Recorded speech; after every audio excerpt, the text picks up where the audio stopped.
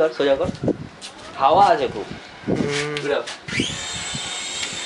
এই যে হাওয়ার জন্য পুরোপুরি শেষ হয়ে যাবে। একটা দিকে চলে যাচ্ছে। বীজ এনে রাখো।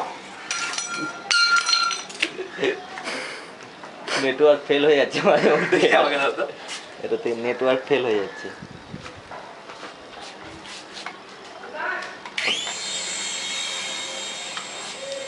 বেশি এদিক ওদিক গাছ না কিন্তু